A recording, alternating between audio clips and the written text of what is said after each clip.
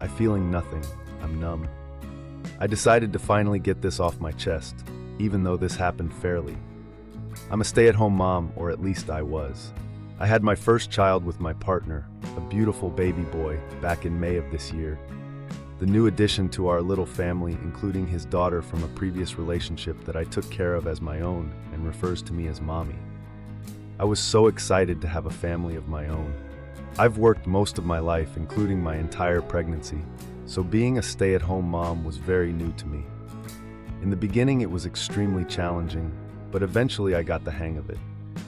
My partner would handle majority of the bills and expenses, while I'd take care of the kids, housework, dinner, and make his lunches for work. My partner worked overnight shifts, so on top of taking care of the children, I was in charge of waking him up for work, which wasn't an easy task at all.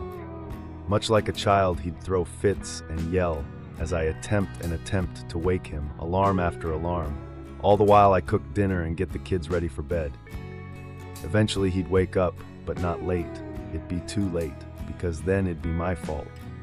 I will say my partner was mostly faithful with some slip-up where I'd catch texts of him flirting with coworkers or old flings. And we had one big cheating incident a few weeks before I went into labor. Why I stayed? I don't know. Helplessness? Wanting a family of my own like I never had? I don't know. Maybe.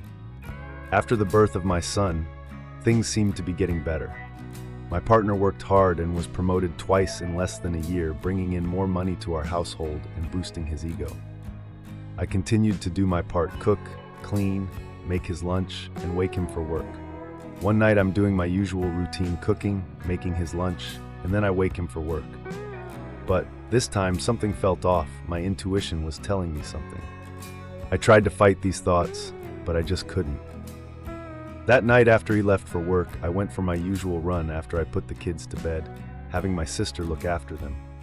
I'd run through our apartment complex and to a trail not too far. Shockingly, while on my run, I saw my partner's car parked at a different part of our complex, and my heart sunk into my chest. Why was he here? He said he was going to work.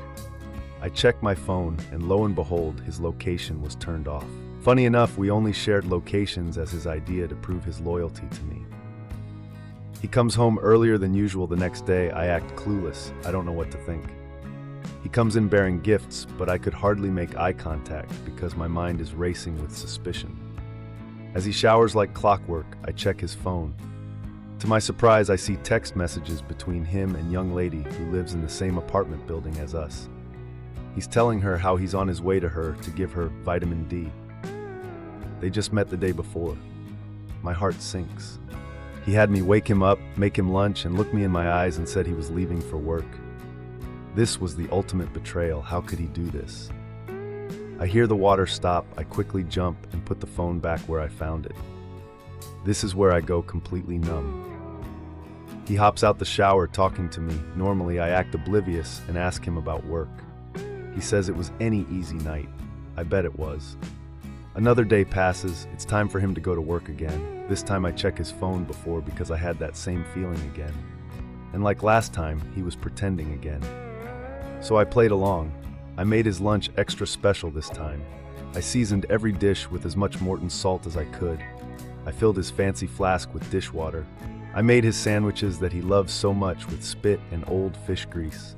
I kissed him goodbye and told him I loved him with so much excitement. Later that night, when I went on my run and saw his car parked once again in the same spot, I lost it. I went upstairs to our apartment and grabbed every messy condiment I could find, and I decorated his car. I filled it with the trash he'd been neglecting to take out. Dirty Pampers, rotten tissue, waste, etc. I blacked out. I couldn't wait for him to see the mess I made. It could be worse. This is the beginning of when you break a person.